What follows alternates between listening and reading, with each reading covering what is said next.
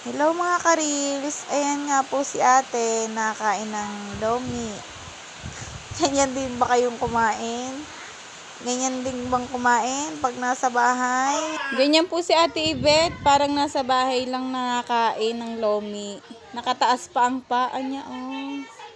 Diba? Ang sarap kumain ni ate.